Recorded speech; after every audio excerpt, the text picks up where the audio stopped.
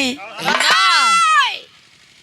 एक लोकगीत से जवाब, फिर उसके बाद भी रहा मतलब की दुनिया में मतलब के लोग सभी मतलब के पड़े तो है मतलब से आते, मतलब से संगी साथी सार ससुर मतलब से, मतलब से संगी साथी सार ससुर मतलब से मतलब का रिश्ता जताते, मतलब से राजनीति कूटनीति मतलब से नेतागण भाषण सुनाते, मतलब को देख श्रीनाथ गए जन्नत, मतलब से कैलाश बिरहा बनाते, मतलब से मतलब सबका अपना अपना मतलब है। कुछ लोग सूतत हुआ मतलब से, कुछ भैया बाबू जागत मतलब से आए वीडियो बनावत हुआ करेजा हम पचे फारत है वीडियो ये लोग बनावत है फायदा उठाई है भैया लोग मतलब से और सारा संसार मतलब से कहना बका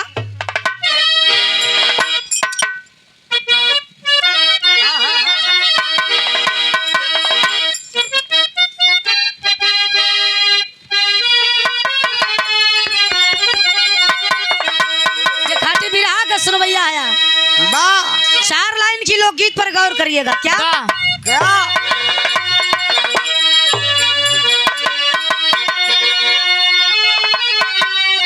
बा गीत है बा इलाहाबाद के 3 कलाकार बड़े फेमस स्तंभ माने गए जनाब स्वर्गीय हैदर अली जुगनू जी, स्वर्गीय श्री लाल जी लहरी महाराज, दादा राम कैलाश,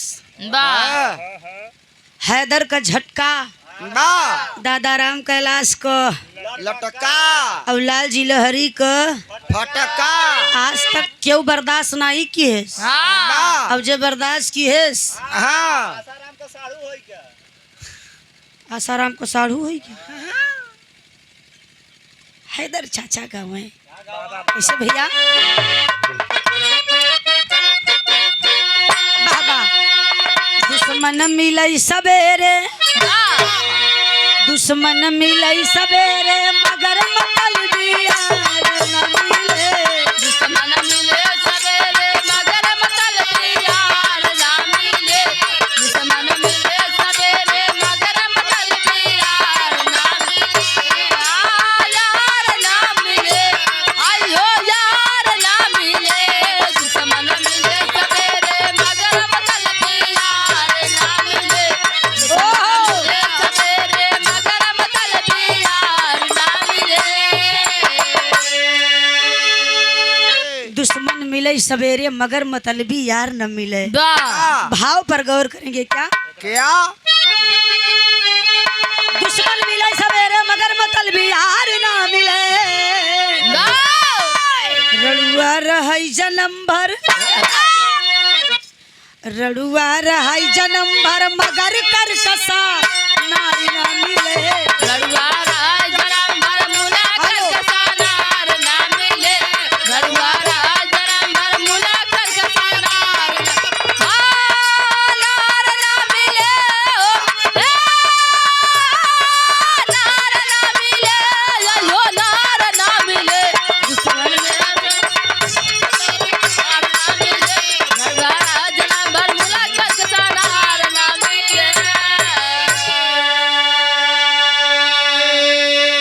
मेहरारू रचे संवरे रहा लेकिन व्यवहारी रहे, रड़ुआ रहाई जन्म भर पुरनिया जवन कहे हैं, रड़ुआ रहाई जन्म भर मगर करकसा ना मिले। और 2-3 बेरी सुरेंद्र भैया बताए न कि एक ठा मेहरारू से भी रहा एक ठा और मेहरारू से भी रहा मेहरारू मतलब क्या समझते हैं आप? मेहरारू न होती तो कहाँ से होता आप? मेहरारू न होतीन तो सृष्टि का रचना कहाँ से हो। हार मेहरारू मेहरारू बिरहा न गौतीन तो इनकर सबका करताल खोसे खोसे मुरझाई जा। मेहरारू बिरहा गावे लेकिन बिरहा तरक्की कई गए, बिरहा भी गंगा तक चला गया।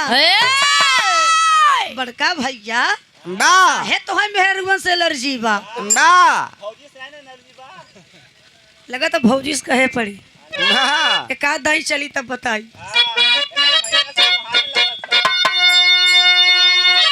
मेहरारू बेचारी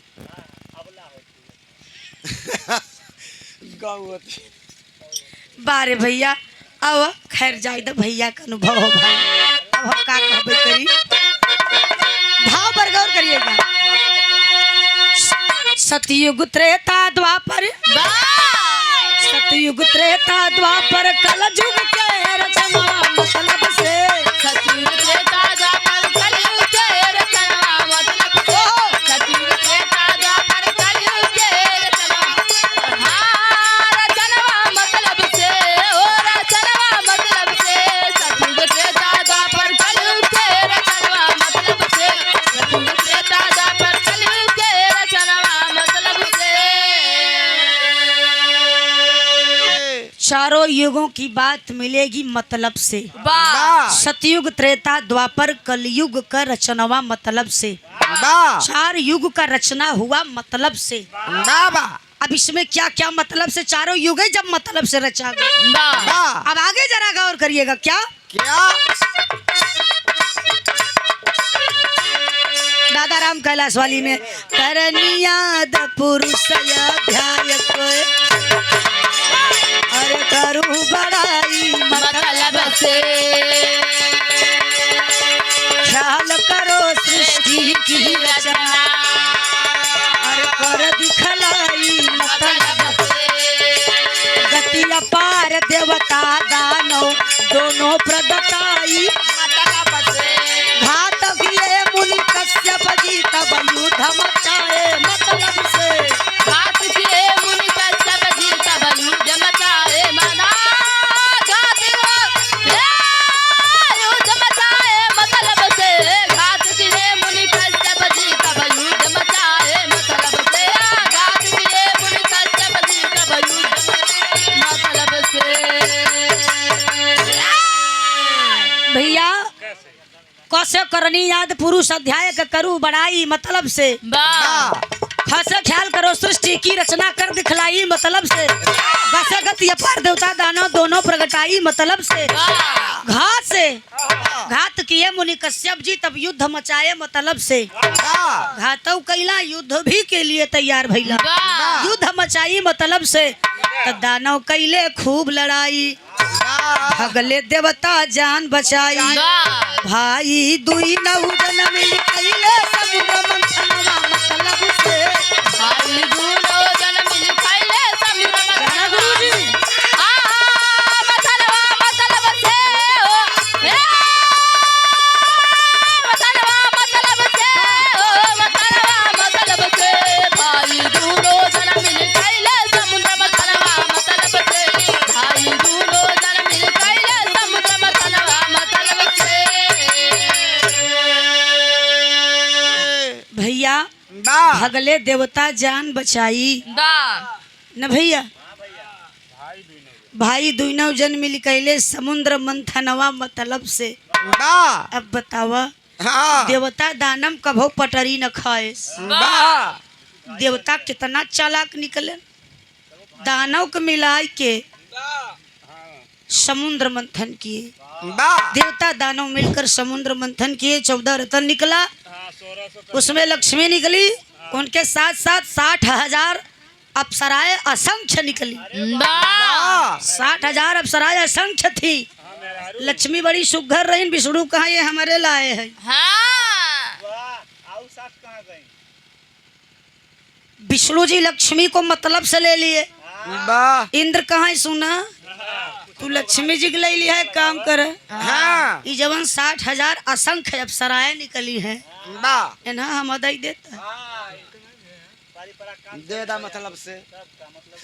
इंद्र ने ले लिया। बा अब वही में 14 रतन में विषम निकला रहा। बाबा अब केहू के दम ना आइल है, हाँ सबको धुक धुकी चल। हाँ अब के ग्रहण के करे? हाँ देवों के देव महादेव महाकाल वह थामी सकेला। बाबा भोलेनाथ चल दहन। पार्वती कहा खबरदार जा जी बा नम नैहरे चली जा। हाँ हमेशा कूदा रहत है। बा कहाँ जा बा? वो तो जहर पिए बरे बोलावत है। बा भोलेनाथ कहाँ जाए दे नहीं अंदर थुक जाए हाँ जाए दे। हाँ कहाँ जाता है? हाँ एक गिलास भांग छाना थी तो उनको दिखता ना होता। सोच समझ के जवन फैसला लिया बा बाबा भोलेनाथ गए। विष को हलाहल विष को कंठ में धारण किए। बा वहाँ यहाँ पर नहीं उतरने दिए, हाँ क्योंकि उनके दिल में उनके हृदय में पार्वती का वास था। बाबा कंठवे में कंठ में रखे बा नीलकंठ हो गए। बाबा लेकिन जो वो हलाहल विष था, पीते समय जो 2-4-10 बूंद धरती पर गिरा, उसी के प्रभाव से कुछ जीव जंतु हाँ। विषैले हो गए। बा बिस्नैनी भी उसी में पैदा हो गई। ए भैया कख ग घ यंगा यंगा माने कुछ ना सब कुछ। अगली लाइन में कहना बका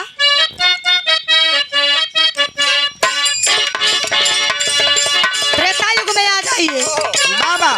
अरे चौथे पन राजा दशरथ जी सुत जन्माए मतलब छल माता कह के ही करके बैन सुनाई मतलब जबरन राम लखन सीता को बन भेजवाई मतलब झट सरयू तट निषाद से प्रभु चरण धोवाए मतलब से।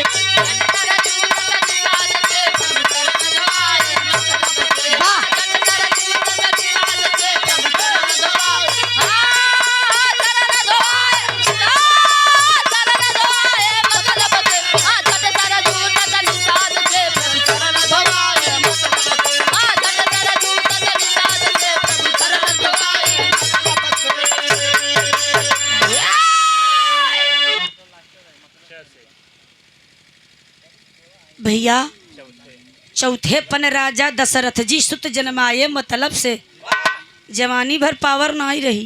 बा बुढ़ाई गया 4 बेटवा हुआ है बा किथा बरे मतलब से। बा चौथे पन राजा दशरथ जी सुत जन्माए मतलब से। छल माता कैकेयी करके बयान सुनाई मतलब से। जबरन राम लखन सीता को बन भिजवाई झट सरयू तट निषाद से प्रभु चरण धोवाए मतलब से। तब केवट काहे नहीं नहीं जल उठा हम न धो धाव ना हमारे नाव पर जिन चढ़ हाँ पथरे पथरा मेहरारू हो गए। हाँ हमार लकड़ी का नाव हुआ हाँ पता चला ये मेहरारू हो गई त बा छठ लड़का के मेहरारू घरे बा हाँ बहुत मार खाई जा। केवट कहा पहले धोआव पहले गोड़ धो करे बाद चढ़ाओ तब जाए कि बेचारा धोई धाई के चरण उड़कर चढ़ाए। केवट का भी मतलब था और इनका भी मतलब था। बा भैया पहुँचे पंचवटी में जाई बा सुंदर कुटिया लिहल बनाए पापी दस कंदर जा कैले सिया हर नवा मतलब से। पापी दस कंधर जा कैले सिया मतलब से। पापी दस कंधर जा कैले सिया हर नवा मतलब से। ओ हर नवा मतलब से। ओ हर नवा मतलब से। पापी दस कंधर जा कैले सिया हर नवा मतलब से। पापी दस कंधर जा कैले सिया हर नवा मतलब से।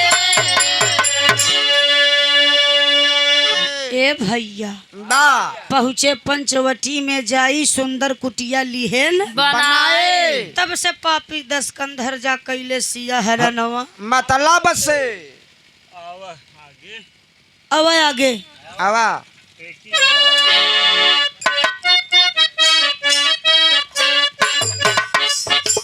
द्वापर में आई जा टेकी कंसा देवकी को बा रथ पर बैठाई मतलब ठीक राह में यका सवारी बहन सुनाई मतलब से डाला हथ कड़ी बेड़ी कंसा बा मतलब वही कंस वही देवकी बाबा उतना प्रेम तो कोई अपनी सगी बहन को न किया होगा जितना कंस देवकी को करता था।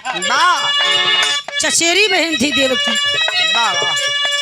आकाशवाणी क्या हो गई उसका खून खौल गया। अरे मूर्ख, जिस बहन को इतना लाड प्यार दे रहा है विदाई कर रहा है इसी के गर्भ से इसका 8वां संतान पैदा होगा उसी के द्वारा तेरी मृत्यु होगी वही तेरी मौत का कारण बनेगा।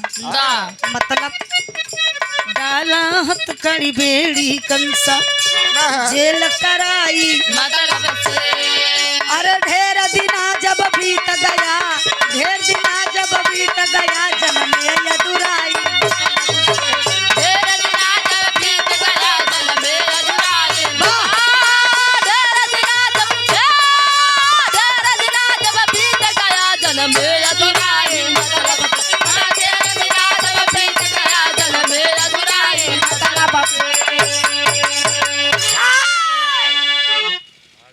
ढेर दिना जब बीत गया जन्मे यदुराई मतलब से भैया 7 बच्चे मारे गए बा 8वें में दुनिया के मालिक पैदा हुए।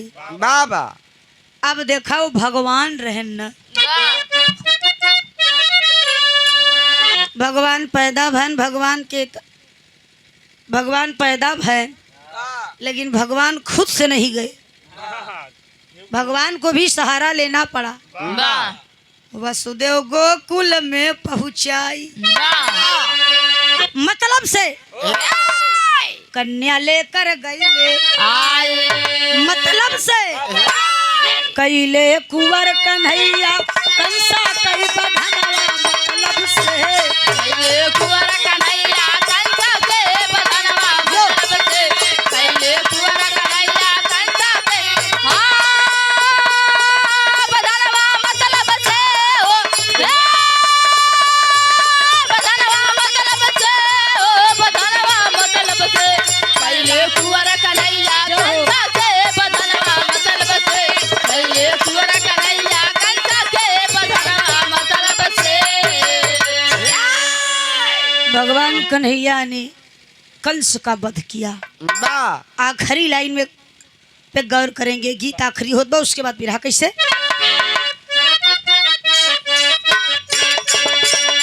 पापी गोरा भारत अंदर किए चढ़ाई मतलब से फांसी झूले भारतवासी किए लड़ाई मतलब से बिगुल बजाया जा रही झंडा लहराए मतलब से अरे भारत पूरी खंड में जद्दू गए लगाई माई माई भारत दुई खंड में जद्दू गए लगाई मतलब से भारत दुई खंड में जद्दू गए लगाई मतलब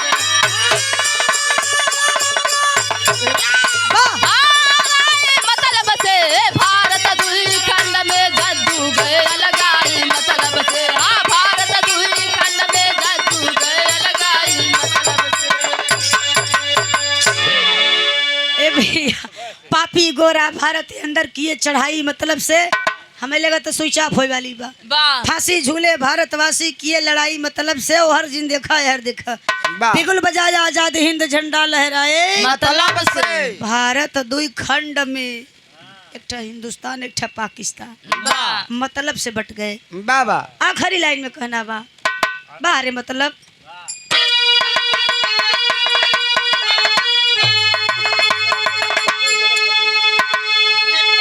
गुरुजी नजाकत को समझिए आराम से।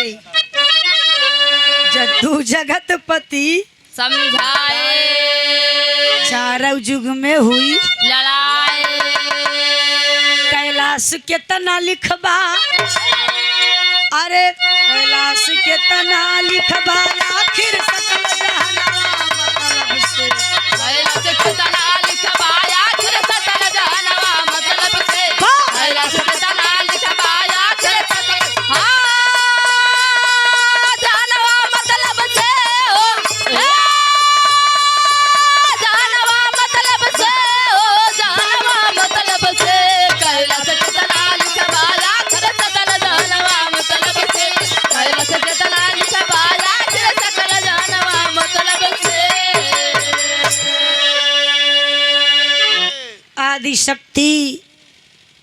आदि शक्ति विष्णु को बनाई, ब्रह्मा को बनाई, भोले बाबा को बनाई।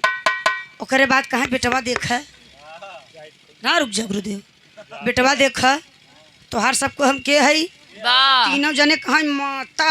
हाँ कहाँ तब हम जवन कहब करब न, हाँ कहाँ माता आदेश करे, हाँ आदि शक्ति कहाँ संभोग करे। बा ला ये बाकी रहो। विष्णु से कहाँ बेटवा संभोग करे हमारे साथे, वो धीरे से पाछे हुई।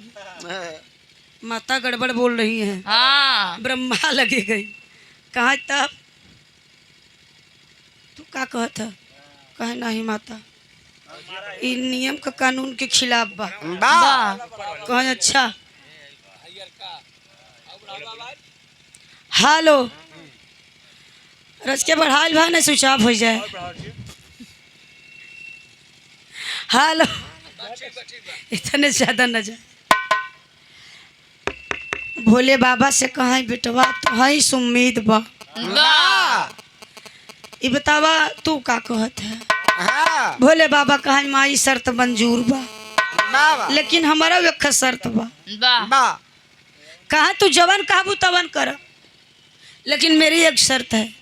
आदि शक्ति कहे का है अपन तिसरकी अखिया पहले हम दे, तिसरकी अखिया दा करे बाद देखा हम तुम्हें कैसे खुश करी थे। वाह मतलब से आदि शक्ति कहे शर्त मंजूर है।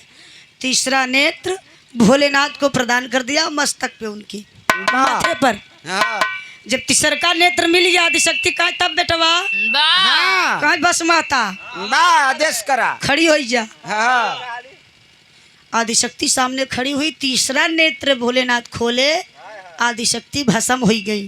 है सृष्टि की रचना हो गई। वाह ब्रह्मा ने सृष्टि तो रच दिया, लेकिन इंसान न डोलता था न बोलता था, सब मूक था, वाह साइलेंट था, सब वाह हलचल नहीं थी, लोगों में चहल पहल नहीं थी। वाह जैसे हम आप बोलते हैं डोलते हैं, ये सब नहीं था। बाबा अंत में ब्रह्मा को भी एक नारी का सहारा लेना पड़ा, वाह वो अपने बिटिया का।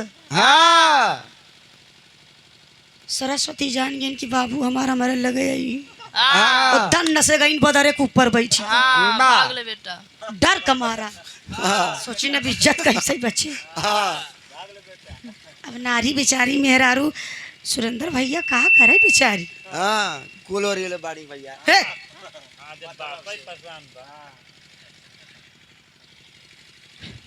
अब सरस्वती गई बदरे बैठी, ब्रह्मा चारा मुड़ी डाल के चारों तरफ कैमरा लेके हेरत है। वाह बा अब जकरे चार मुड़ी जहरे घुमाए थे, तेरे। चार दिशा चारों दिशा में हेरना नहीं पाए। बा ब्रह्मा ऊपर ताके कहा अच्छा हाँ ऊपर बैठल नहीं। सर से देखा वहां समय कवन सरवा पावर रहा, हाँ सर से जान पहुंचे। वाह बा कहीं चला नहीं तो सब बेकार हो जाए, हमारी सृष्टि रे सब बेकार हो जाए। तो कितना बड़ा योगदान था सरस्वती जी का। सरस्वती जी की दुनिया पूजा करती है, लेकिन ब्रह्मा का बहुत ही कम। अब पराशर के लिए एक तो ये सब चालू कई कई बैठा है, अब हाँ रपट लिखवाई दे ही ज्यादा बोल। पराशर मुनि को देख लीजिए, हम गलत नहीं बोल रहे हैं। अब बताओ 12 साल के बिटिया के, वाह 12 साल के लड़की के 16 साल का बनाई दे। उन्होंने तो ठीक रहा है, ये बुढ़िया के लेके भाग रहा। कोहरा काहे होता, काहे एक्सीडेंट होता, वाह यो नहीं को देन बा। हाँ। ए भैया तो आइए एक बिरहा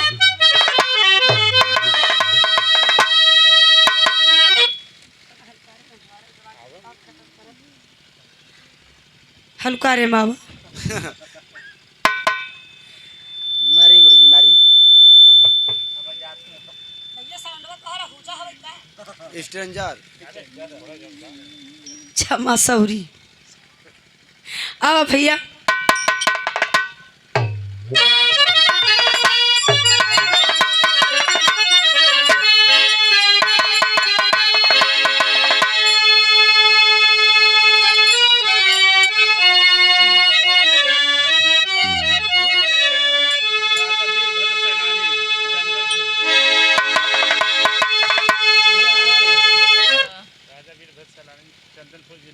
हाँ जानते चला।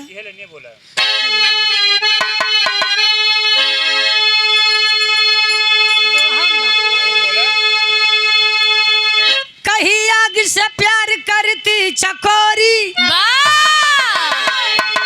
अली को कली के महक पर रिझा दे। मोहब्बत समझदार ले महबूबा के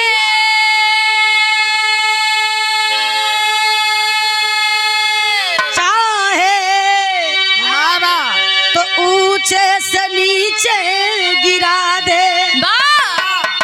मोहब्बत है सोला, मोहब्बत है बागी,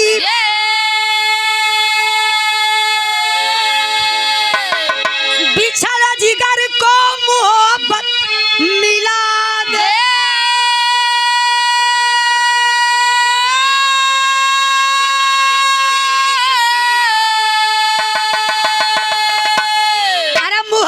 की गहराई अथाह सागर, मोहब्बत जो चाहे तो पत्थर गला दे।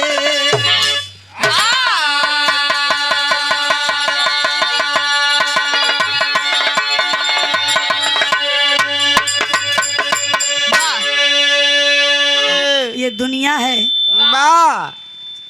ब्रह्मांड कोई चला रहा है बाबा, लेकिन इस दुनिया में अच्छाई है तो बुराई भी है, धर्म है तो धर्म भी है। ऐसा नहीं कि सब कुछ सही ही है।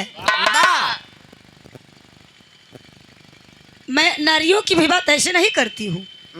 हाँ, जैसे कि मैंने कहा कि अगर अच्छाई है तो बुराई है, तो समाज में चाहे लेडीज हो चाहे जेंट्स हो, कहीं न कहीं थोड़ी बहुत तो कुछ न कुछ गलतियां हैं। इसका मतलब ये नहीं कि नहीं हम इसका मतलब ये नहीं है। लेकिन बिरहा पर गौर करिएगा। प्यार को हिंदी में प्यार ही कहते हैं, उर्दू में मोहब्बत तथा अंग्रेजी में लव। लभम। एक जने कहत हुआ संस्कृत में, एक जने बतावत हुआ लभम। पीएचडी कैले भैया इस संस्कृत से डबल पीएचडी किए हैं भैया हमार डब्लू भैया इनका नाम बा। कौन जिला से हैं भैया? चकिया जिला चंदौली से। भगवान करे भैया हमार तीसर की पीएचडी में नंबर लगा हुआ। पढ़ैया करे में तो शरीरिया सुखाए गई तो जनात है भाई। अरे का करबा जवनिया आज तब लेकिन यही लभमवा चक्कर में दुबराई गई। ए भैया कितना पढ़े है भैया? पढ़े है भैया। कितना पढ़े है? स्कूल में पढ़े है। कितना तक वो? अरे भैया अभी तो एडमिशन नहीं भला, अब झोरा लेके जाइला। ए भैया गुरुजी रुक जा 2 मिनट। संस्कृत में प्यार को स्नेह कहते हैं, अरबी में इश्क, और बंगाल वाले लब को भालोबासा कहते हैं। तो करे आगे जिन पूछत जाए। मास्टर भैया गजल लगाता हुआ।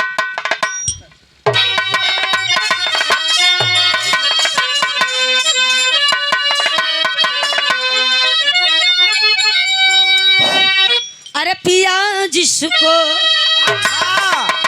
पिया जिसको चाहे सुहागन वही है। पिया जिसको चाहे सुहागन वही है।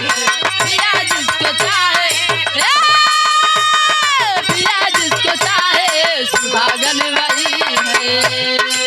पिया जिसको चाहे सुहागन वही है। पिया जिसको चाहे सुहागन वही है। पिया जिसको चाहे सुहागन वही है। अरे पिया जिसको चाहे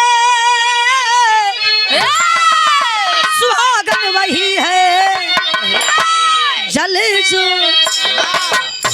अरे जल जो विरह में अभागन वही है। चले जो बिना मेरा भागन वही है। चले जो बिना चले जो बिना मेरा भागन वही है।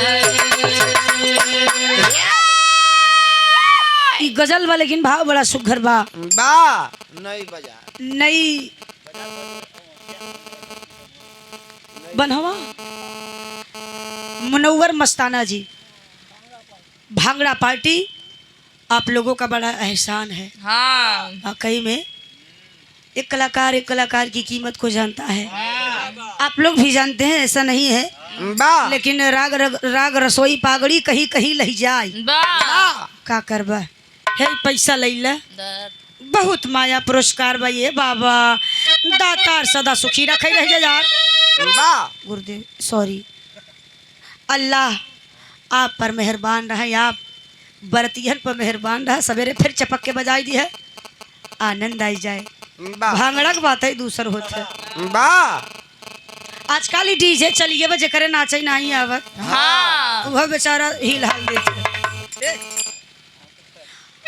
पहलवा एक जोरा जामा में बा पूरे गांव को बिया हो जात रहा। बा जब पियर के पहिर के निकराई बड़का मऊर बान है, हाँ लगाई दुल्हा आवत की। बा अब तक दुल्हा में बड़ा बदलाव हो गया बा। बा जैसे कि दुल्हा कोट पैंट टाई, बा अगर 5-6 दोस्त हैं या 10 दोस्त हैं हाँ तो सब है वो है। बा कभो कभो तो लगत है जना हाई कोर्ट का वकील आई है।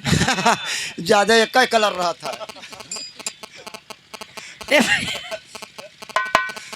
वैसे आप लोग तो जागत है या कुछ जने बा कुछ ऐसा बारात मिली हम सब है बा कि भगवान जाने ये कब जने न जागत रहन बोहनी तक ना ही भाई। बा बा देखिए बात रुपए पैसे की नहीं है, कुछ मिले या ना मिले, लेकिन 2-4-6 जने 10 जने सुनत ही बैठ के बा तब बरतिया में हमारा सबका मन लागत है। चला यार 10 जने हम पचे हई, 10 जने बराती भैया जागत है। आधा तू सब सुना आधा वो सब सुनी। बा का बहुत बराती से ज्यादा हम ही सबे दिखाई थे दुई पार्टी। जूता चप्पल गोरे सोच में पड़ जाई थे, लेकिन का करी भाई बैठा बता गाए पड़े। बा भाव बड़ा सुंदर बका। का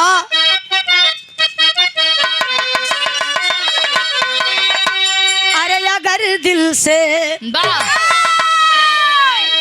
अगर दिल से मानो तो स्वर्ग यही है। अगर दिल से मानो तो स्वर्ग यही है। अगर दिल से मानो तो स्वर्ग अगर दिल से मानो तो स्वर्ग यही है। अरे अगर दिल से मानो तो स्वर्ग यही है। अगर दिल से मानो तो स्वर्ग यही है। अगर दिल से मानो तो स्वर्ग यही है। अरे अगर दिल से मानो तो स्वर्ग यही है। कहीं कर्म फूटा तो नरक भी यही है। कहीं कर्म फूटा तो नरक भी यही है। कहीं कर्म फूटा तो कहीं कर्म फूटा तो नरक भी यही है। ए भैया बा कहीं कर्म फूटा तो नरक भी यही है। बा बा सवाल यह है कि जो मरा वो लौट कर नहीं आया, बा नहीं बताया कि स्वर्ग घर है कि नरक के घर है। बा बा तो जो हमारे सामने है आए है हमें उसको मानना चाहिए। बा स्वर्ग नरक दोनों यही पर है। बा स्वर्ग का मतलब यही जान ले बेटवा पतो अगर दिन रात सेवा करत करत तब जीव निकल समझा स्वर्ग बा। बा हसत खेलत निकल गया नहीं स्वर्ग बा। बा अब पता चला पतो हुआ उगरिया वही बेटवा कहा चप रहता बैठा नहीं रहता तुहाँ बूढ़ो तीन सठिया है अब उठावो बैठावे बजाय ठेल ठाल दे गिर गुर जाए बूढ़ो तीन कमर समर टूट जाए जुड़ी न पावे या धन मर जाए। हाँ कोहरा भाई नरक बा क्या बरे अगर सुखेम जिंदगी चली गई समझा स्वर्ग बा दुखेम चली गई तो समझा नरक। बा भैया हो हाँ मैजन नजम बचार लाइन का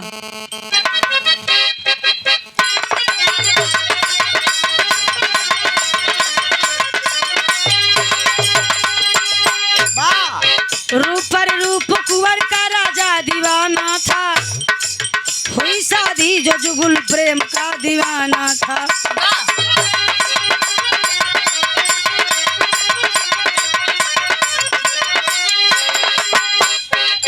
चंद्रमुखी के सुंदर सलोनी सूरतिया बा। बा बा चंदनपुर राजधानी के राजा चंदनपुर राजधानी के राजा राजा वीरभद्र बा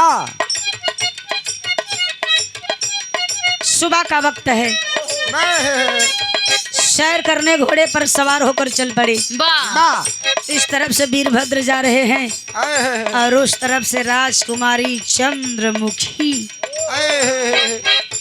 दासियों के साथ हंसती खिलखिलाती चली जा रही है। बा वीरभद्र का नजर पड़ल आय हाय रे लड़कियां तो हमने बहुत देखी चंद्रमुखी जैसी सुंदर कन्या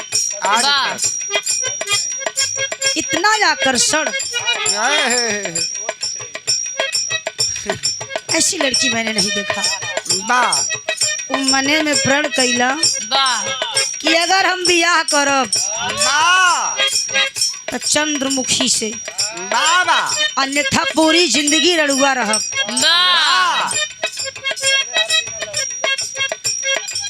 चंद्रमुखी के सुंदर सलोनी सूरतिया बा साचा में ढारल जैसे मोम कर मूर्तिया बा।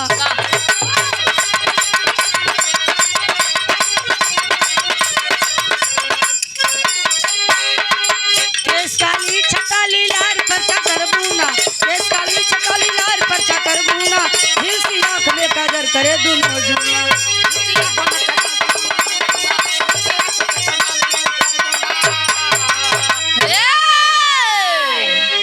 वीरभद्र बेताब हो गए बा बेचैनी बढ़ी है बाबा चंद्रमुखी को कैसे हासिल करूं।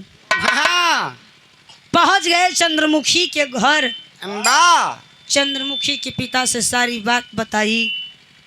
चंद्रमुखी के पिता शादी के लिए राजी हो गए। दिन तारीख धरा गया बाबा बारात लेकर गए बा बियाह कैला। हाँ अब बियाह कई के विदा विदाई करा के बा चंद्रमुखी के लेके अला कहाँ अपने किला चंदनपुर राजधानी में। बा दिन बीत गया रात का बेला बा सुहाग रात का समय बा। रानी चंद्रमुखी बा सुहाग रात के कक्ष में बैठी है। बाबा वीरभद्र सोचत है नरियर का लेके जाई समझ में नहीं आवत बा कि उल्लई के का जाए समझ सोचत तो मजे देर हो गई कहाँ सबेर हो जाए। खाली हाथ पहुंच गए सुहाग रात के कक्ष में। गीत लगा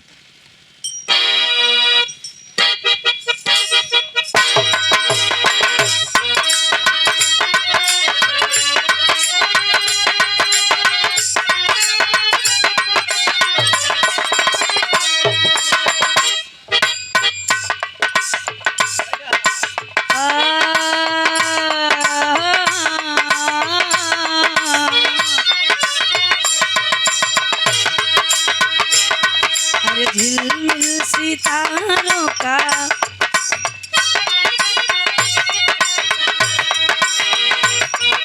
झिलमिल सितारों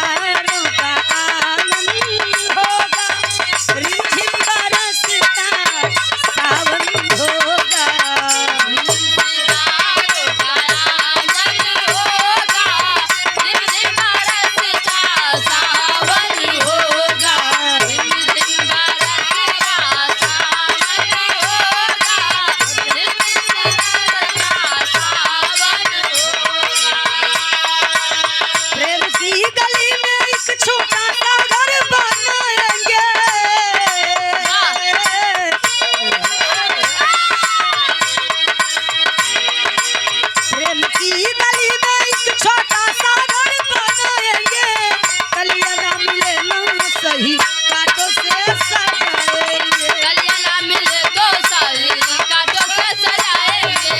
हेलो। कलिया ना मिले तो साली कांटों से सजाएंगे। अरे बगिया से सुंदर वो वन होगा, रिंझ बरसता सावन होगा। बगिया से सुंदर वो बन होगा, रिंझ बरसता सावन होगा। बगिया से सुंदर वो बन होगा, रिंझ बरसता सावन होगा। वीरभद्र रानी के बगल बैठ गए बाबू, वाह और यही बात कह रहे हैं क्या? क्या? मर्दे से पर्दा कैसन, ऐ चंद्रमुखी मैं तुम्हारा पति हूँ, मुझसे क्या पर्दा, घूंघट को उठा दो। मर्दे से पर्दा कैसन, पर्दा हटावेगा, अब कदम को चाट बारू घूंघटा उठावेगा। मर्द से पर्दा कैसन पर्दा हटावेगा, अब कसम के साथ बारू घूंघटा उठावेगा। मर्द से पर्दा कैसन पर्दा हटावेगा, अब कसम के साथ बारू घूंघटा उठावेगा। कहते हैं मेरी जान हो तुम,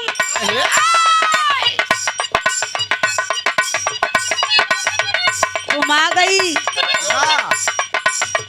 मेरे जीवन में एक नई रोशनी जागी है। सुंदरता का वर्णन करने लगे। बारू नीरा मोही तू सुहाग वाली रात में,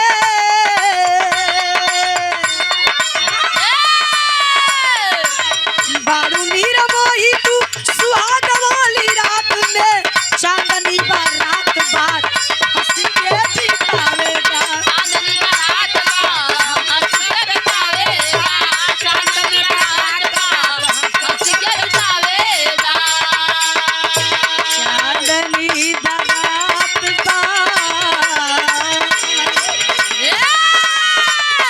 चांदनी बारात हंस के बितावेगा, अब कसम को चाट बारू घूंघटा उठावेगा।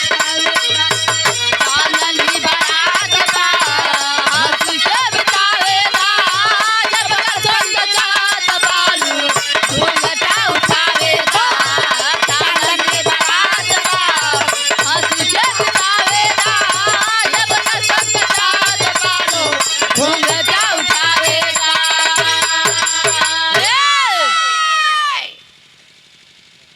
बड़ाई करत करत राजा साहब दोनों हाथ हाँ घूंघट में लगाई के बा सोचला कि बस अब उठा दे हैं।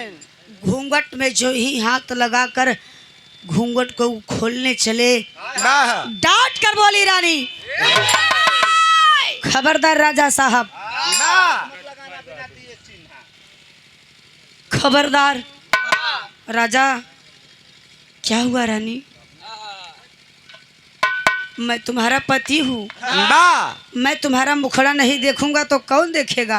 बाबा रानी कहली कि मुखड़ा देखे दिखावे में तराज नहीं बहो, वाह हमारे नैहरे में कुछ नियम बा। हाँ जैसे लड़की अपने ससुराल जात है वाह तब पहली रात में अपने पति का बुद्धि का परिचय लेत है, हाँ और आज हम तुम्हें ठहाई ले हाँ कितना पानी में है, कितना बुद्धिमान है। वाह राजा कहे है हाँ बिना बुद्धि का हम है। अच्छा था तू ऐसा का करबू। वाह चंद्रमुखी ने कहा मैं 3 सवाल करूंगी, है अगर सही सही जवाब दे देबा तब तक सुहागरात होए, वाह नहीं तो अनबैलेंस चलो वोटिंग करेंगे। ए भैया राजा कहे अच्छा ठीक है। हाँ तू हमके समझ ले का हो भाई? बोला बोला का सवाल बा? 3 ठनाई 10 ठीक करो।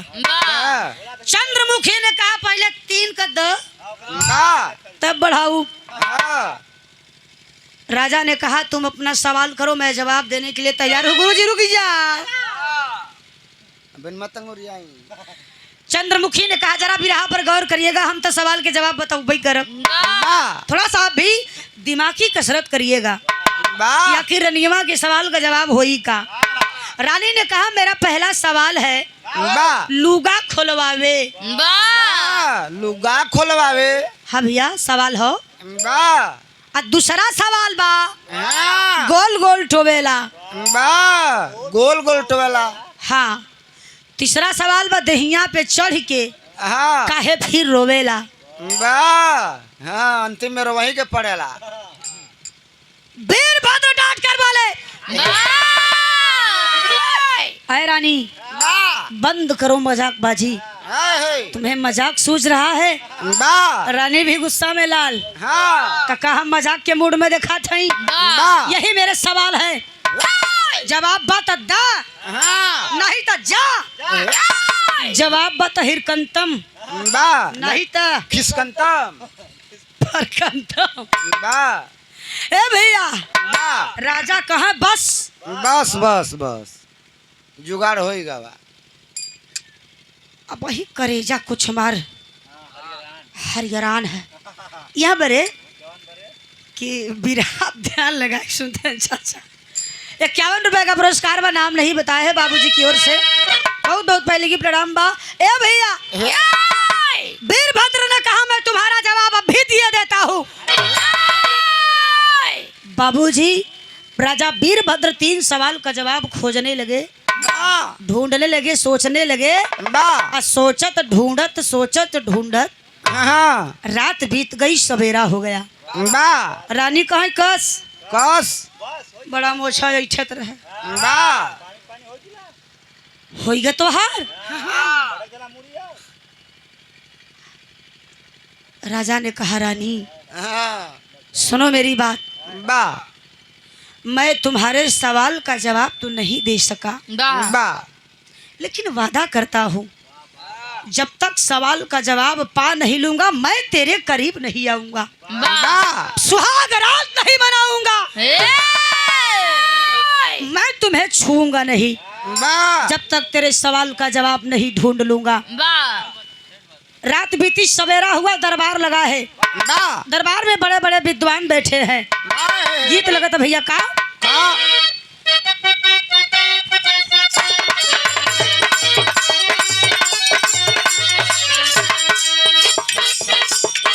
कोनो लड़का कहता ए भौजी रे ए भौजी और करब अरे करब दरवानी भौजी पेटवई पे करब दरवानी भौजी गेटवई पे राखिला।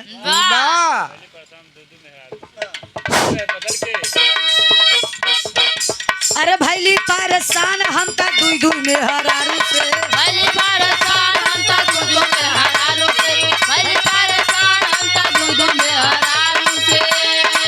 एगो मारे बेलना से एगो मारे झाड़ू से, एगो मारे बेलना से एगो मारे झाड़ू से, भैली परेशान हम का दुई दुई में हरारू से, भैली परेशान हम का दुई दुई में हरारू से, भैली परेशान हम का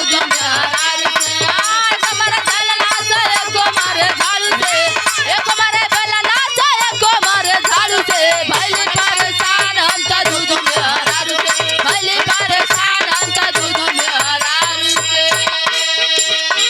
सोचे वाली बात बा, एक मेहरारू में तनी आप अब जो दू ठी रखी ले है बा।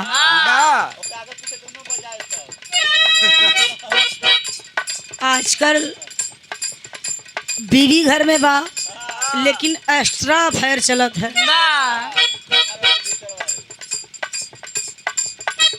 क्या करबा, अपने घर में दिया बर्बाद करें, आने के बार की चला आऊँ। आजकल के आदमी बेचारे बम्बई दिल्ली जाए लगा थी तो मोहरिया का ऊंचा ऊंचा हाथा मरवाई देती और हथवा के ऊपर शीशा फोड़वाई के लगवाई देती किनरवा सराय चढ़ाई न पाओ। लेकिन बाहर इंसान बड़ा जुगाड़ू होता है। ब्रह्मा विष्णु महेश तरसत की एक दाई हमहू मानव योनि में चला जाए, मानव बन के पैदा हो जाए। बड़े भाग मानुष तन पावा, बहुत भाग्य से ये मनुष्य का तन मिला है। 84 लाख योनियों में भ्रमण करने के बाद अगर ये तन मिला है तो कुछ ऐसा करके जाइए कि मरने के बाद दुनिया भी कहे, गांव जवार भी कहे, नहीं भैया हीरा आदमी रहन हीरा। अब ऐसा ना मत कही दे मरे बका मरा सरवा बहुत बख्शोद आदमी रहा, बड़ा माधर चोद आदमी रहा। जब तक जिया सरवा मेड़वा इतना रहा इतना कई देश। आजकल सारी पैदावार मेड़े में होता, पहले मेड़ रहा मनई बढ़िया से बोझ हो जले के आवत जात रहे न। अब तो भैया वो मेड़ ना ही रही गया। आलुइया का मेड़वा तो तब ठीक रहा था, आलुइया उस पातर हो गया मेड़वा हर्री कई दे हैं जना लहसुन प्याज के मेड़ी बनाए हैं। भगवान जाना पानी बरसत रहा जब डोली जा, अगर बुढ़ापा है तो का कुला खसका जाए का करबा हमारे गाँव न माने। अब भैया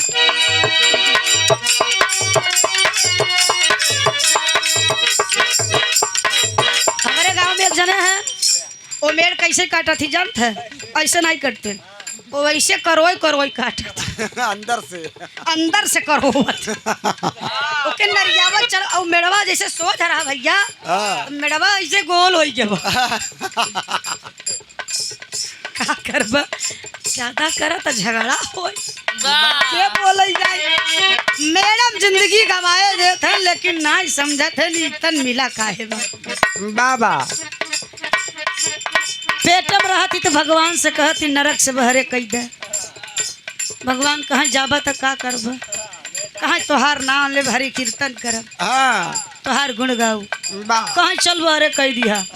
9 महीना बाद बहरे कही दे ओकरे बाद भगवान कहाँ याद बा, कहाँ कहाँ कहाँ कहाँ कहाँ कवन बा। भगवान कहाँ ससुर होता ईमान भूल गया। जा तब भरमा अरे भैया भाव पर गौर करेंगे बाबू बाबा भैया।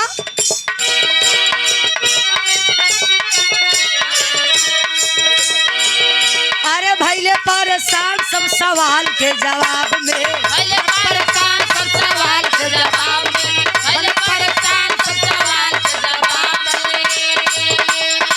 बड़ा दुख होला देखा जरनी के राज में, बड़ा दुख होला देखा जरनी के राज में। भैले परेशान सब सवाल के जवाब में, भले परेशान सब सवाल के जवाब में, भले परेशान सब सवाल के जवाब में। अरे सब ही बेचैन कैसे रनिया बझकी, रानिया बझाती हो रानिया बझाती, रानिया बझाती हो रानिया बझाती। विद्वान बुलाए गए, बैठा दिए गए, दरबार लगा है। वीरभद्र ने कहा ऐ मेरे विद्वान साथियों, आप में से कोई भी मेरे 3 सवाल का सही जवाब अगर दे देगा बाबा तो आधा राज और पाठ दे दूंगा। मेरे शान मान की बात है। विद्वानों ने कहा हुजूर बताइए क्या सवाल है। वीरभद्र मुड़िया झुकवले हुआ और कहला कि पहला सवाल है लुगा खोलवावे, दूसरा सवाल है गोल गोल, दूसरा सवाल है गोल गोल चोवेला, तीसरा सवाल बा दहिया पे चढ़ के काहे फिर रोवेला। इसी बुद्धि को सुलझाना है। विद्वान कहाँ कौन सवाल बा भाई? जिंदगी में बहुत सवाल जवाब हमने किया, ये कैसा अजीब सा सवाल है। बा विद्वान रानी के बारे में आपस में बात करने लगे। क्या?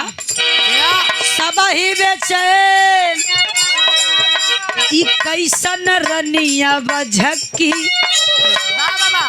विद्वानों ने आपस में विचार किया, हमके लगत रनियमा बा झक बा झक्की बा।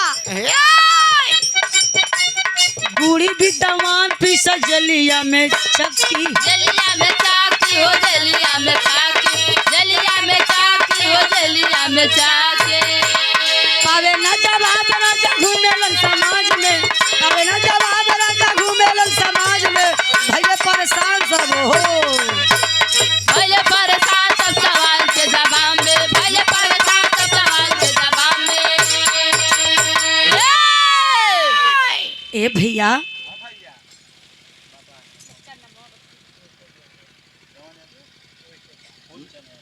आदरणीय हमारे पिता समान माननीय श्री फूलचंद्र यादव जी, बाबूजी के कर कमलों द्वारा 101 रुपया पुरस्कार सादर पहलगी प्रणाम बा। भूल चुक कोनो हो जाए तो माफ किया। बा बाबूजी विद्वानों ने कहा लगत रनियवा पागल बा। बा भला ऐसा सवाल होता है? बहु झक्की बा लगाता झक्की ब झक्कई कही गई राजा साहब ओके ढौतई हैं। बा राजा के कान में बात पड़ गई। हाँ आवेश में आ गए वीरभद्र। बाय तुम्हारी या मजाल मेरी धर्म पत्नी के बारे में ऐसे विचार कैसे आए? बा वीरभद्र ने कहा, ऐ सिपाहियों, इन तमाम विद्वानों को ले जाकर के कारागार में डाल दिया जाए। बाय सभी को चारपाई लगा दो, उसी में सब सोवे।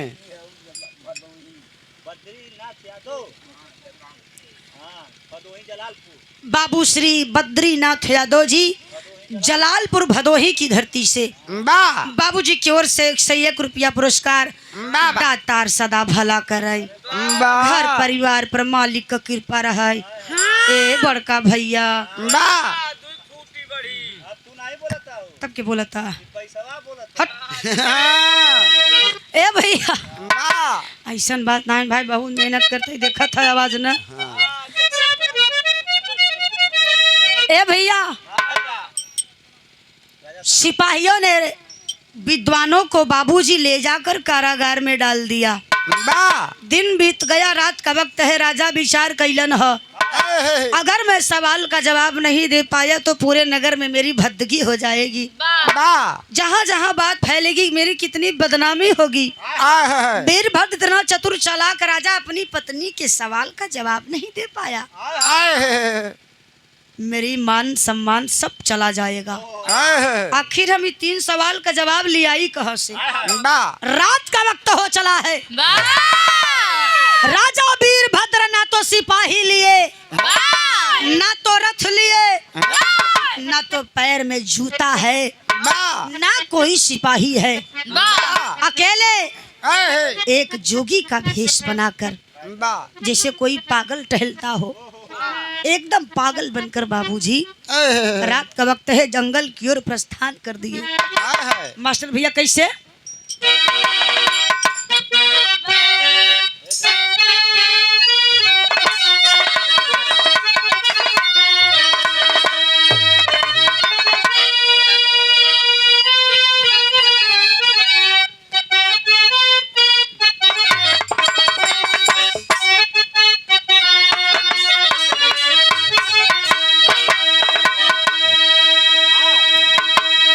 गीत आप लोग जानत हो बा, गीत बड़ी पुरान बा, लेकिन गीत पुरान नहीं होत बाबूजी। बा गवैया गायक गावत गावत बुढ़ाई जाती, लेकिन गीत वही रहती है। बा फिर नया कलाकार आता है, उसे अपने सरीके अपने सिरे से गाता है। बा छोड़ी दा चटकल का नौकरिया, सुना ये सजना। अरे घरवा कर खेती बरिया, सुना ये सजना। छोड़ी दा चटकल कह नौकरिया, सुना ये सजना।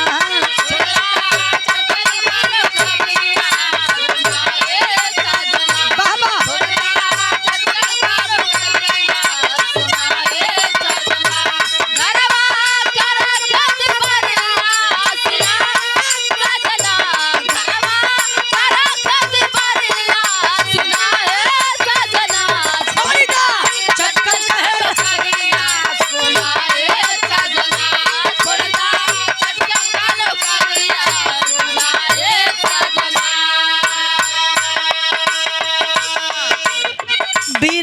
आजा रात का वक्त है, बाबूजी जंगल की ओर निकल पड़े। किसी को कोई खबर नहीं है।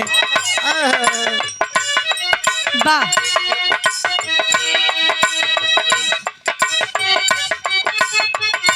बन के बाबला राजनवा घूमेला जोगिया।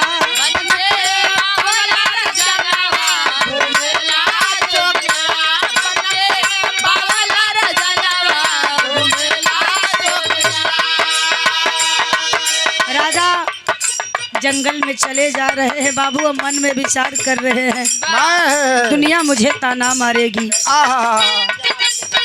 अरे नारी मरी है महलवा, नारी मरी है महलवा, सोचेला जोगिया बन के बाबला राजनवा घूमेला जोगिया।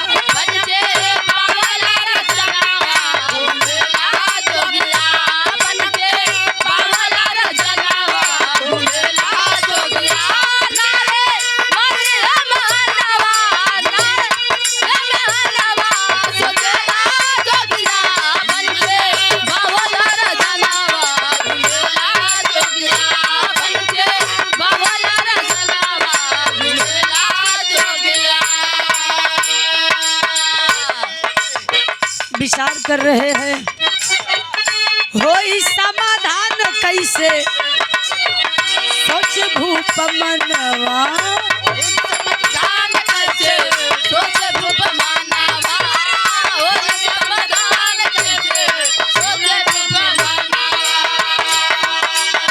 ठोकर खा के गइले एक दिन रूपन के भवनवा। ठोकर खा के गइले एक दिन रूपन के भवनवा। ठोकर खा के गइले एक दिन रूपन के भवनवा।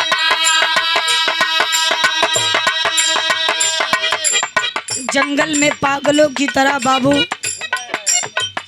4 दिन से वीरभद्र भटक रहे हैं। कहीं उस ओर तो कहीं इस ओर, इधर उधर भटक रहे हैं। मगर एक दिन भटकते भटकते वीरभद्र पहुंच कहाँ गए? अनजाने में। कहाँ? अनजाने में कहाँ पहुंच गए? कहाँ? उसी जंगल में एक मुनि की कुटी पर। मुनि का नाम बताया गया रूपन मुनि। बड़े ही शक्तिशाली, बड़ा ही तेज। कुटिया में प्रवेश कैलन। वीरभद्र को देखते ही ध्यान लगाते हैं रूपन मुनि, सब पता करते हैं। अरे वीरभद्र, लो जल जलपान करो। क्या आपदा आ गई है? क्या विपदा आ गई है कि तू बिना सिपाहियों बिना रथ नंगे पांव भगल गवा कर घूम रहा है? चंदनपुर राजधानी का राजा भिखारी की तरह टहल रहा है।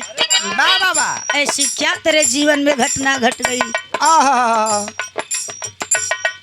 वीरभद्र गुरवा पकड़ के कहलो, ए गुरुदेव, 1 हफ्ता भवा है, मैंने शादी रचाया है। सुहाग रात में मेरी पत्नी ने मुझसे 3 सवाल पूछ दिया है, मैं जवाब नहीं दे पाया। रूपन मुनि ने कहा, सवाल क्या है? वीरभद्र बता दिलन। जब रूपन मुनि ने सवाल सुना तो हंस पड़े।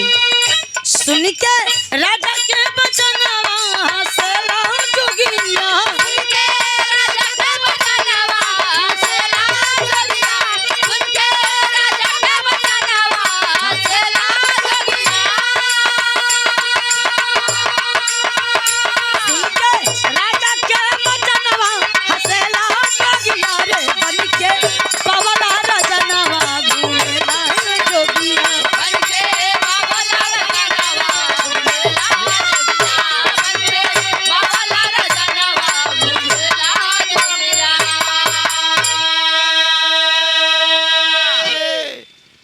रूपन मुनि हंसने लगे।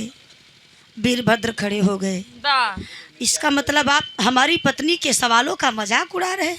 वाह वीरभद्र ने कहा, अरे मूर्ख, है मैं तेरी पत्नी के सवाल का मजाक नहीं उड़ा रहा हूँ। वाह हंसी तो तेरे ऊपर आ रही है। है इतना चतुर, इतना बुद्धिमान राजा पत्नी के सवाल में फेल हो गया। वाह वाह कितना आसान सवाल था। वाह अरे मूर्ख राजा, वाह दिमाग लगाता तो तू पहली रात को ही जवाब दे देता। वाह ठीक है, सुन, मैं तेरे तीनों सवालों का जवाब देने जा रहा हूँ। वाह ध्यान से सुन। तेरी पत्नी का पहला सवाल है, लुगा खुलवावे। वाह अब इसका जवाब सुनो। धर्म या धर्म के पलड़े पर, अरे धर्म या धर्म के पलड़े पर विविधता भरी लाचारी को न समझ सका भूपेश कभी वह विदुषी अपनी नारी को। रहस्य छिपा है यंत्र में, वाह वाह रहस्य छिपा है यंत्र में दुर्योधन दुराचारी को। तब अपमानित किया है नीच बीच सभा में, खींचा द्रौपदी की साड़ी को। तुमसे ज्यादा बुद्धिमान तो तुम्हारी पत्नी चंद्रमुखी है। वाह बताओ, इतनी बड़ी कहानी को उसने सवाल बनाकर तुम्हारे सामने पेश कर दिया। वाह वाह लुगा खुलवावे। महाभारत में दुर्योधन दुशासन को आदेश दे दिया द्रौपदी की साड़ी खींचने के लिए। सवाल का जवाब यही है कि महाभारत में दुशासना द्रौपदी का लुगवा खोलत रहा। वाह तुम्हारी पत्नी ने सवाल बना दिया, लुगा खुलवावे, और तू ही में भटकत है।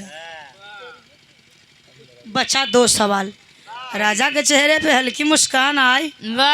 मुनि कहा, ना ना ना ना, ना। वाह अब दूठ बचावा। हाँ अब गोल गोल टोए वाला सुन ले। हे भैया का कहत रहा का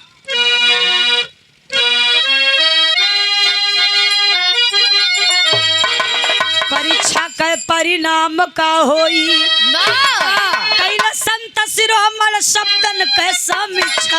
अरे समीक्षा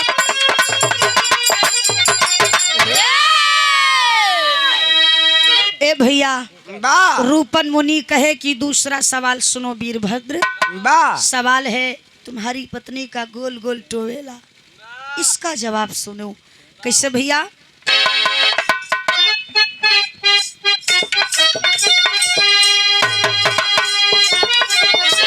अरे कोमल बदन कमर लचकनिया, बढ़िया काढ़े निहुर के पनिया, जेकर झूले झूलनिया ना। कोमल बदन कमर लचकनिया, बढ़िया नीचे निहुर के पनिया, जेकर झूले झूलनिया। हाँ, कोमल बदन कमर लचकनिया, बढ़िया नीचे निहुर के पनिया, जेकर झूले झूलनिया ना।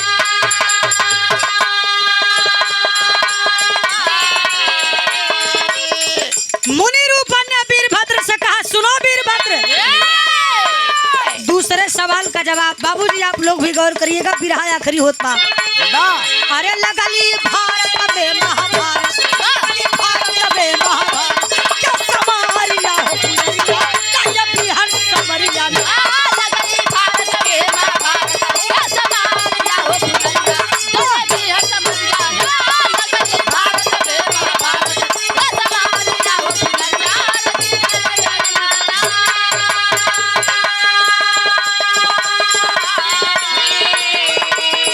ए भैया,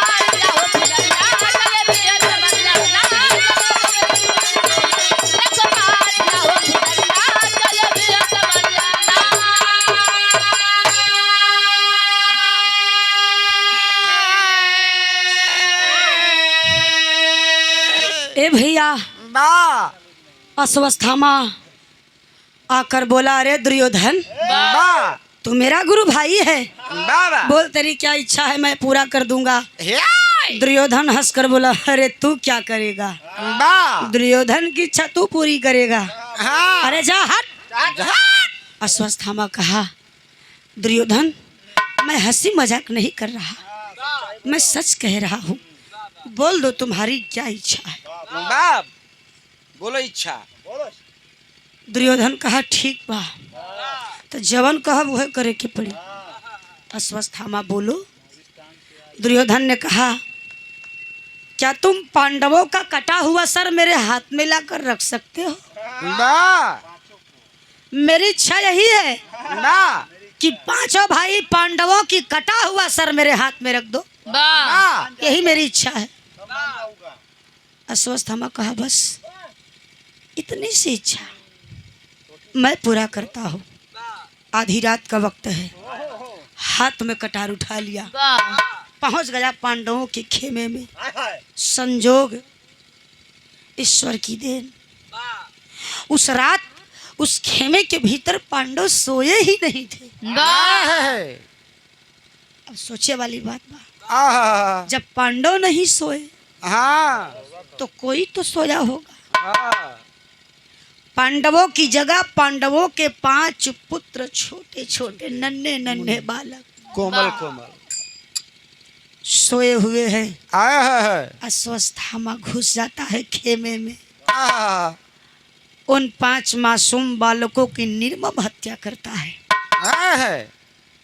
पांडव समझकर बा अंधेरा है,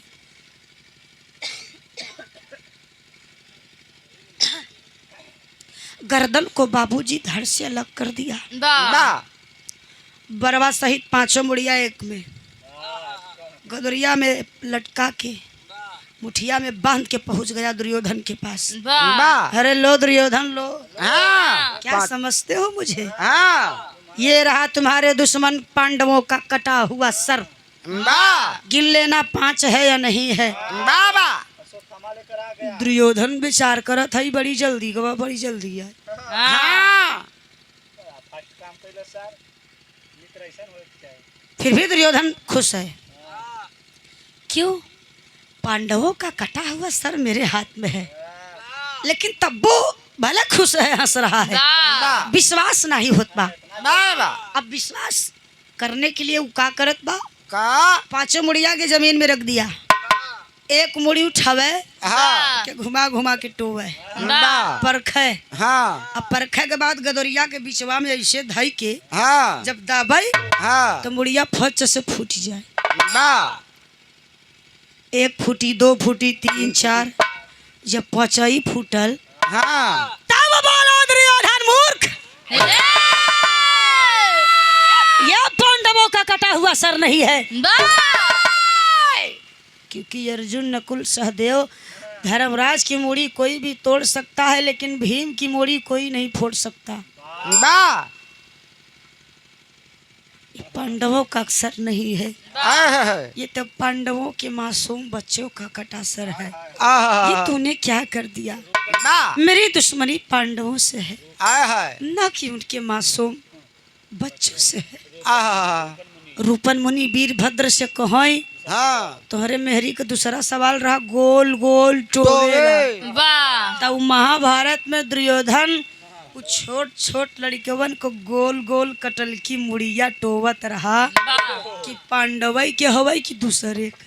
बा तुम्हारी पत्नी ने बताओ, बहुत बुद्धिमान है भाई, बा इतनी लंबी चौड़ी कहानी को सवाल बना दिया, बाबा गोल गोल टोवेला। हाँ तब दुर्योधन उन लड़कवन को गोल गोल मुड़िया टोवत रहा। बा बचाया आखिरी सवाल, तीसर की तीसरा बा तीसरा सवाल है, देहिया पे चढ़ के काहे फिर रोवे। रोवे वीरभद्र रच के हंसलन, बा मोनी कलर रुका, हाँ अब भैया गुड़ वाला बाकी बा। बा कहते हैं सुनो ध्यान से वीरभद्र, का भैया का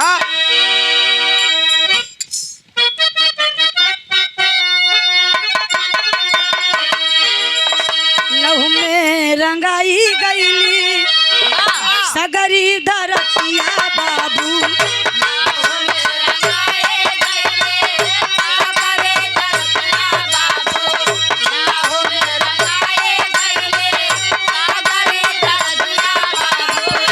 चारों ओर बिछल रहे लसिया पे लाल।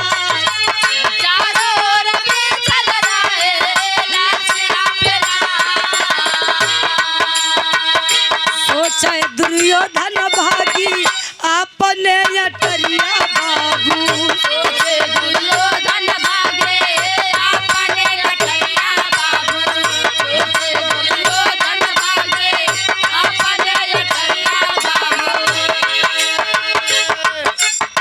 दुर्योधन भयभीत हो गया।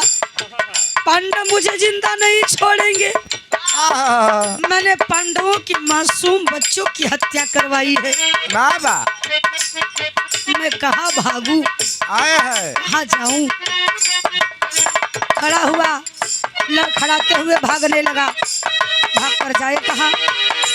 लाश पर लाश बिछी है। महाभारत में इतना लोग मारे गए कि खून की दरिया बह रही थी बाबू। जाकर खून की दरिया किनारे दुर्योधन खड़ा हो गया। विचार करता है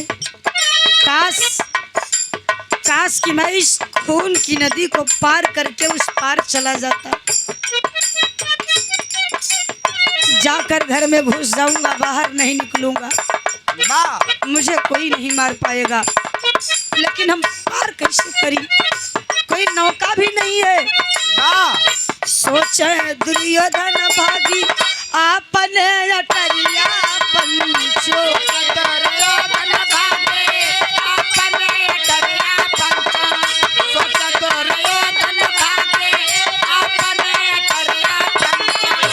कोई सहयोगी नहीं लग गया सपा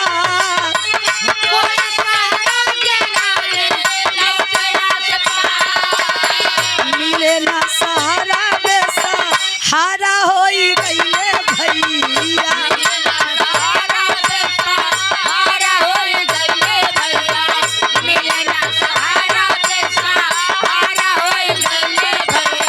हाइले दो में एगो भैया लाश पर सवार।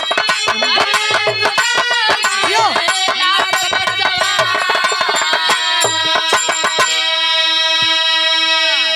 खड़ा खड़ा सोच रहा है आखिर खून की नदी हम पार कैसे करी। अचानक बाबू दो लाश उसी खून की नदी की धारा की प्रवाह में बहती हुई चली आ रही है। एक लाश किनारे पर लगी है।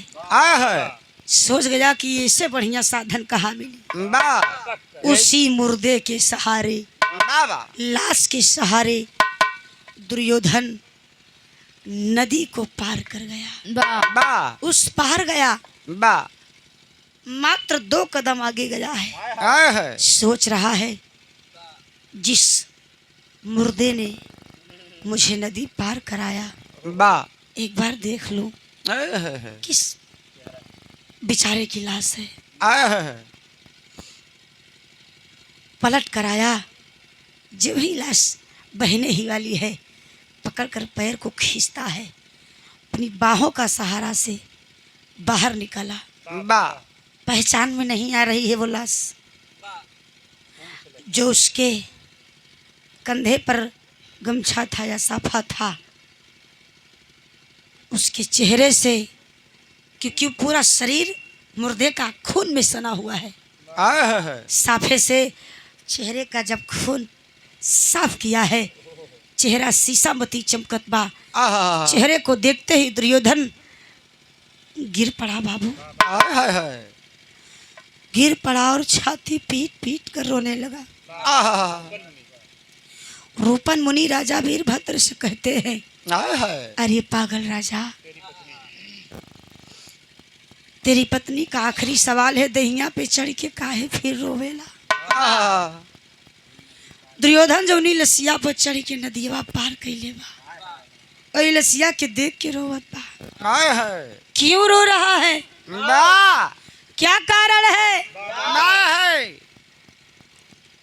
वो इसलिए रो रहा था कि जिस लाश के सहारे उसने खून की दरिया पार कर लिया, वो लाश किसी दुश्मन की नहीं थी, गैर की नहीं थी, तो थी किसकी? वाह वो लाश दुर्योधन के सबसे प्रिय पुत्र लक्ष्मण कुमार की थी। आए है अपने संतान की जब वो लाश देखा बाबू, तो उसके आंसू रोके से नहीं रुके। धरती पर गिर के छाती पीट पीट कर रोने लगा। काश ये महाभारत का युद्ध रुक गया होता, ये युद्ध टल गया होता, तो आज मेरा ही बेटा नहीं, मेरे ही भाई नहीं, बल्कि न जाने कितनी माताओं का गोद सूना न होता, आए है कितनी दुल्हने विधवा न हुई होती, वाह कितने बच्चे यतीम न होते। छाती पीट पीट कर रो रहा है बाबू। लेकिन कहावत बा कि अब पछताए हो तो का जब चिड़िया चुंग गई। खेत एक बात जान ल, खुद के औलाद पर जब कुछ होता है तो कितना पथरा बना रहा, लेकिन ये छाती फट जाती है। आए है आप सोचिए, फौज में कोई कोई ऐसा बच्चा गया है जो घर में अकेला हो, माँ बाप का सहारा बस वही, और वो भी उसी बेटे की लाश उसके दरवाजे पर आ जाए, तो बताइए उन माँ बाप पर क्या बीतती है। एक माँ ने सवाल किया, एक माँ ने सवाल से सरकार से सवाल कर दिया कि आप लोग 1 इंच 2 इंच 3 इंच कम हो जाता है तो नहीं लेते हैं, हमारे बच्चों की लाश आप टुकड़ों में भेज देते हैं, हम कैसे ले? आप 2 इंच 3 इंच के लिए छाट देते हैं, और आप हमारे बच्चों की कभी टांग भेज देते हैं तो कभी सर भेज देते हैं। यही जब पुलवामा हादसा हुआ था, तब एक माँ ने सवाल किया था सरकार से, ऐसा क्यों? जब आप 1 इंच नहीं 2 इंच बर्दाश्त कर रहे हैं, तो हमने जिसे जन्म दिया है उसे टुकड़ों में कैसे ले सकते हैं? हमें गर्व होना चाहिए हमारे देश के फौजी जवानों पर।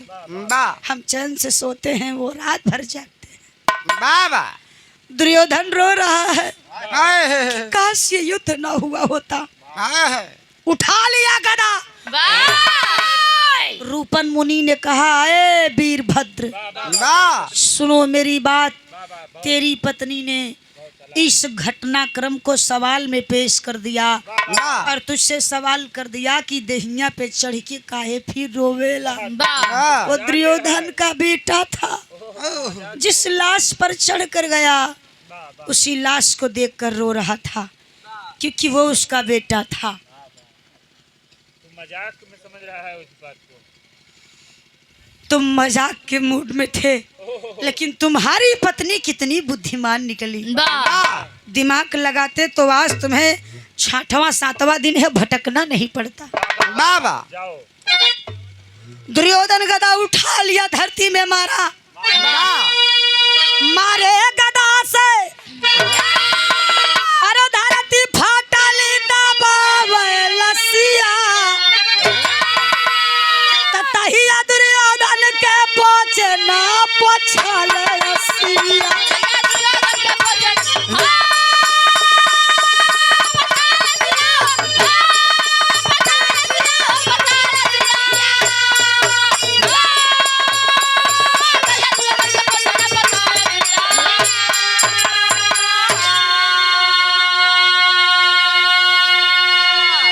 मरे हुए औलाद को अपने गोद में उठा लिया दुर्योधन, वाह गदा से मारा, धरती माँ फट गई। अपनी गोद में बेटे की लाश उठाया है और सोच रहा है का कुल समूह के नाश करवली, पुत्र के भैली हानि हो।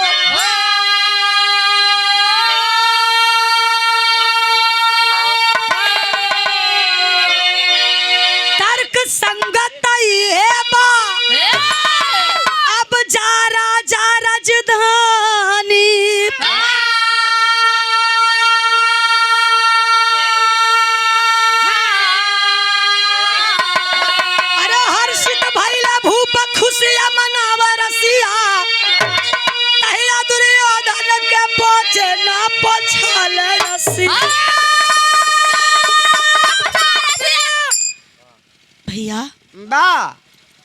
अपने बेटे की लाश धरती के गोद में दफन कर देता है। इसीलिए कहते हैं भला किसी का कर न सको तो बुरा किसी का मत सोचो। यदि तुम यार किसी का भला नहीं सोच सकते तो बुरा सोचने वाले कौन हो? चाहे हम हो चाहे आप हो। यदि नरक का द्वार नहीं खोलना है तो जितना हमारे पास है उतने में जियो। किसी के देख करके मत मरो या किसी को देखकर मत मरवाओ। जियो और जीने दो। आखिरी लाइन में कहना बा रूपन मुनि कहाँ देखा तीनों सवाल का जवाब दे दिया। अब तू जा घरे। वीरभद्र ने कहा गुरुजी कुछ मांग ले। रूपन मुनि ने कहा तू हमके का देबा? बुढ़ाई गए मरई के घाटे आई गए रमता जोगी बहता पानी। ठीक बा यदि कुछ देना चाहते हो वीरभद्र तो मेरी एक बात मान लेना। अपने राजधानी पहुंचना तो सबसे पहला काम एक कर देना। जिन विद्वानों को कारागार में डाल कर आए हो उन्हें कारागार से आजाद कर देना। अरे तुम्हारे 3 सवाल का जवाब नहीं दे पाए तो क्या हुआ? पूरा भविष्य बाकी है। 3 सवाल के लिए तुम किसी को फांसी नहीं दे सकते। उन्हें आजाद कर देना। मैं समझूंगा मेरी गुरु दक्षिणा मिल। वीरभद्र गुड़वा धई के चल रहला चंदनपुर राजधानी। अंतिम लाइन में कहना बा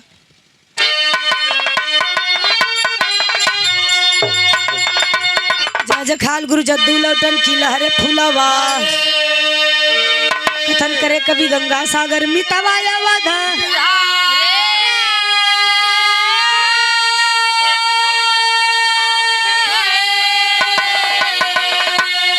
परीक्षा का परिणाम का होई अथई प्रियंका के पूरी करे हर इच्छा।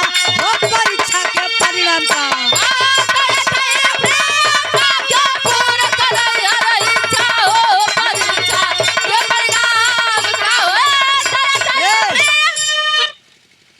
कबो है चाचा गावे ले। अरे दुनिया का मेला